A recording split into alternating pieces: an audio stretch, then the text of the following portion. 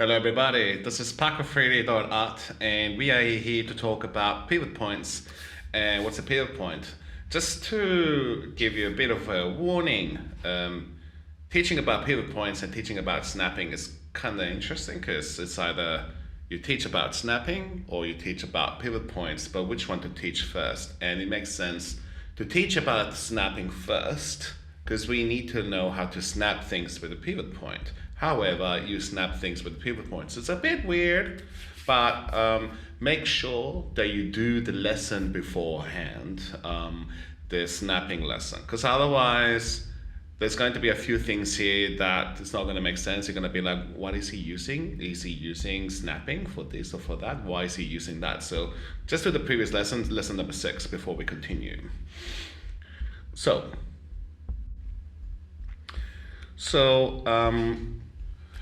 just for a summary, so if we say that we have a box, and I'm just gonna give this as a summary so we know, no snappy. Go here. We're gonna talk a little bit on how to manipulate the pivot points, to say if you want to move the pivot point, but also if you need to like align it, or if you need to position it, or you also need to orientate it so it actually is looking around. These are essentially like different ways that you can move the pivot point as well, which is very interesting. And I will give you a little bit of a few tips on how to do this. Let's commence. So first, I want to talk about the benefits on why would you manipulate a pivot point? Why would you change a pivot point? What are the advantages? And the advantages are so vast that I cannot imagine doing 3D modeling or doing animation without being able to change the pivot point. It would be horrific, it would be horrendous. So just to provide a little bit of an example, say that you have the door of a box, or if you've got a pendulum, or you have rotating fans. These are very basic examples where you have pivot points situated very specifically on places. So say that you have a box. So this is all parented, by the way. So if I move the box, that is moving around. And if I select on the child, which is the door, you can see the pivot point. It is exactly on that edge. If I rotate it, it's going to rotate the right way. Same goes with the pendulum. The pendulum will be swinging through the string, which is here a very basic cylinder. And if we rotate that, it will be rotating this way, right? So it's essentially rotating the right pivot point. Same goes with a fan. If we got, say, these are very basic fans, but if we got fans that are rotating from that center as well, we want this to rotate together with a fan in the right pivot point, right? Just like a wheel. So we want pivot points to be placed in the right place, and we will do these 3 very basic objects together with the use of parenting and the use of moving the pivot point as well. Say that if any of these had wrong pivot points, however, say that we select this piece here, then it's not going to be rotating in the right place anymore. Same goes with here, like if we rotate this here, it's not rotating in the right place anymore. Also with this box here. So we'll be creating these objects after that we just change the pivot point of a basic box, perhaps with a cylinder as well, or a sphere, and then we'll just move it a little bit and be like, okay, so this is different ways that you can move the pivot point, different options, and then we'll create these objects together piece by piece, and we'll have some fun. Okay, very good. So let's start with a new scene. So just go File, New Scene. We're gonna create a plane, and we're essentially just setting up a new environment, pressing T for tweak. Let's just do 10, 3, 1, 1. So this is just so we can have a floor so we can see what's going on. And now that we've got that, we're gonna create a box. All right, put the box here. And we're also going to give a couple of subdivisions so we can understand the center of those faces. Now, let's do Ctrl 1 to isolate the object, and we're going to go to X-ray mode. This is where the pivot point is here now located in this box. However, if you want to move the pivot point, you can either hold down D. So now the pivot point is being changed. So say that we move the pivot point here. And now that's by holding down D. And now we decide to rotate it. It's going to be rotated from that center, but it's also going to be scaled from that center, right? Let's undo that. But let's say that you want that pivot point to rotate or scale in a specific place. So let's say that we move there. So now we can hold down D and then hold down V, and we can just essentially just click that corner there. So if we duplicate this cube now, and we go hold down Shift, move that there. Now that pivot point is still there, and we can move that pivot point now to go there. But let's say that instead of holding down D and then holding down V to snap to points, that we want to use a different method. We can as well. So let's just, instead of holding down D, let's just tap D. And what it does, instead of, it will just switch, right? So we don't have to hold anything down anymore. You will find that if you move the cursor around, you find this little word that says align. And what's very interesting is that if you don't hold anything, it says align. If you hold down Shift, it says position. If you hold down Control, it says orient.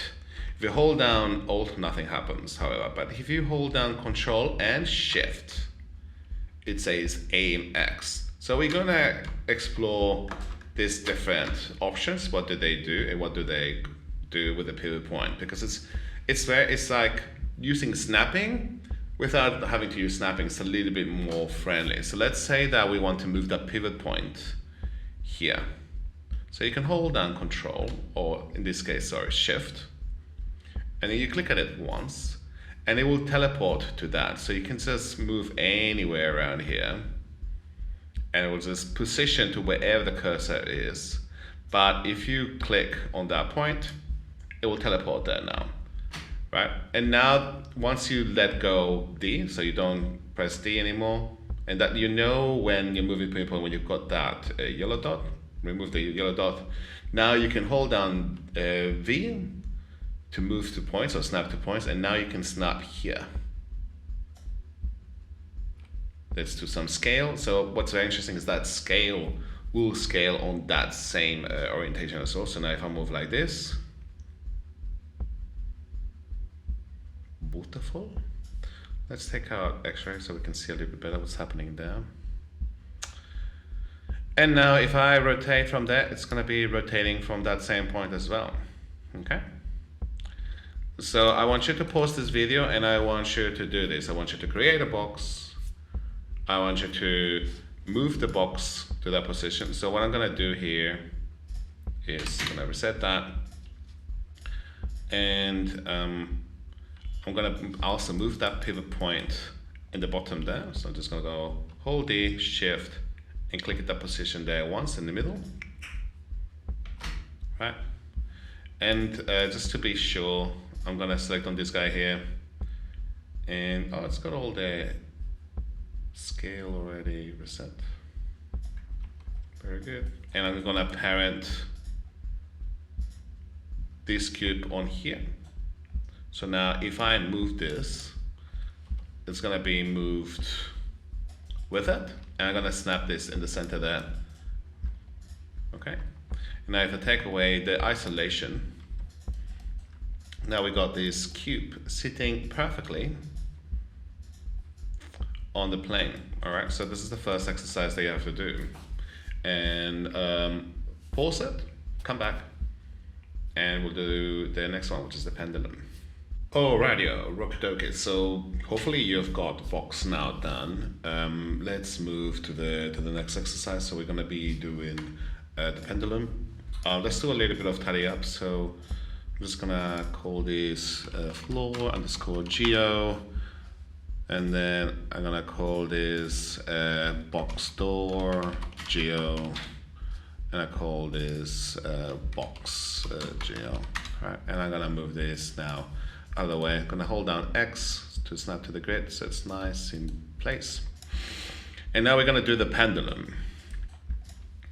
So we're gonna create a cylinder, attach a wire to the cylinder, and then we're gonna make it move from a specific point, right? So I'm just gonna create the pendulum part. So I'm just gonna do a cylinder. And just to simplify things, I'm gonna tweak this to only have 8 sides. Do something very simple. And I'm going to make the height really tiny. So we've got something like yay. And I'm gonna rotate this. If you hold down J for Joker, you've got snap for the rotation. And then I'm gonna move that up. And I'm just gonna scale it down a little bit. Like so. Now, whenever you do scaling and rotation canvas and stuff like that, it's a good idea to always freeze transformations. So I'm just gonna hold down A, left click, and then with left click, I'm just gonna delete history and also freeze transforms. Now you can see all those numbers have cleared. So whenever you do stuff like this, it's a good idea. So with this guy here, I'm just gonna put the pivot at the back here. So I'm just gonna hold D, Shift, and I'm gonna click on that. So now we've got the pivot point at the back of the pendulum. And what I'm gonna do is now create the string of the pendulum. So I'm just gonna do another cylinder, Shift, right click, cylinder. I'm gonna move that here. Again, I'm just gonna press T for tweak.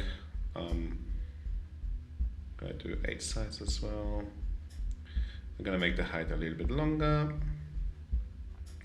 And I'm gonna do the radius a little bit smaller. Now, if you need a little bit more finesse, you can hold down Shift to make it a lot faster. But if you hold down Ctrl, it makes it a lot smoother, you can see. So we're gonna have to go like a bit of a fine string. Now, what we can do is move this a few times. So if we move this here, say that you want to snap this right in the center of the pendulum. So if you click on wireframe for a second, we can see the wireframe here now. Let's say that we want to move the pivot point first at the base here. So again, remember, hold down D, and then hold down Shift. And then if you click on that vertex, it will teleport there. Let go. And now if you hold down V for Valencia,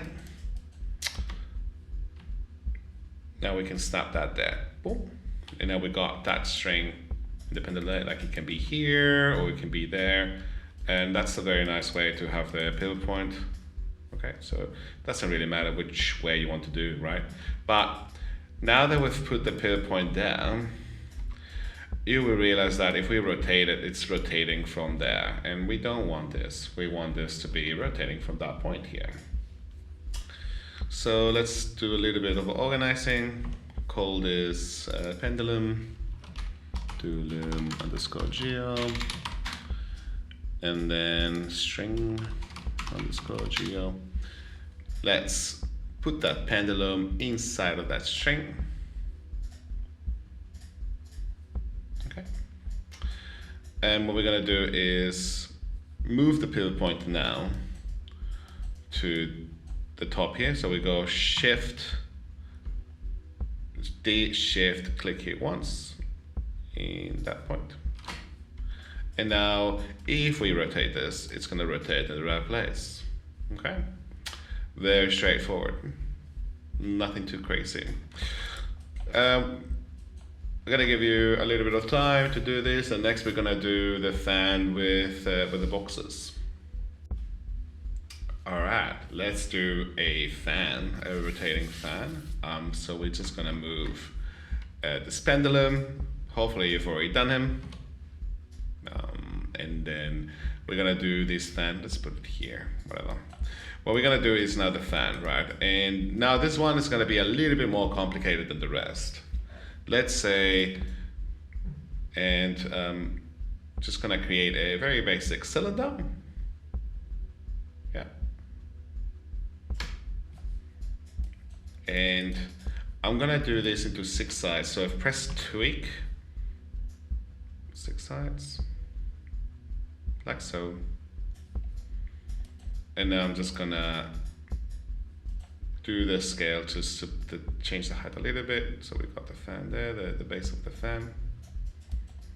And what I'm gonna do is now locate the pivot point to be at the base. So again, hold down D and then shift to position that there. And now once you let go, hold down X, move that up. Cool, so now we got the base of this. So we're gonna create the fans. Now, of course, the modeling is super basic because we are not doing anything crazy. Just trying to think if there's another shape that we can use that's a bit more fun.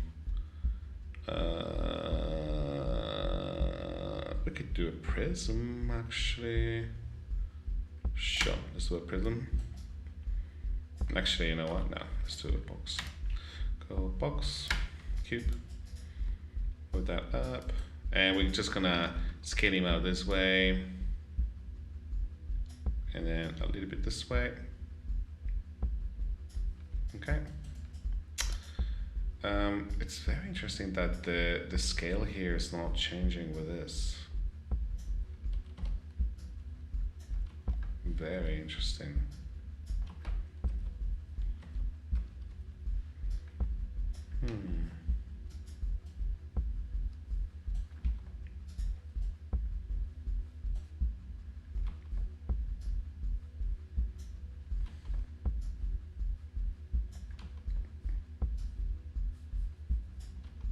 Okay, so let's now put that pivot point in the back there. So what we can do is in the move tool, just go hold down D and then shift, and now that's gonna teleport that pivot point in here. Okay, and what we can do is just to move the pivot point in the middle there of that face, we can just go move that there. We can do this by like, if you want to be perfect, you can by doing a little bit. No, it should be okay. Just do something like that. Scale it down. So it's like more or less. It doesn't have to be perfect. Just do it by eye for now. We could do it perfectly with using a few techniques, but I want to just simplify it. Now, if you realize with your blade here, you've got all these scale and positions and all that stuff. So we always want to destroy the history.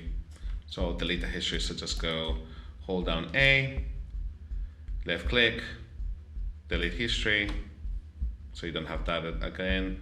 We do hold down A, left click, freeze transform. So you see the scale on the top right, that's all gonna clear to 1. So you can have something very nice. And what we're gonna do is, now that we've got that fan here, let's do a little bit of cleaning. Let's call fan center geo fan geo.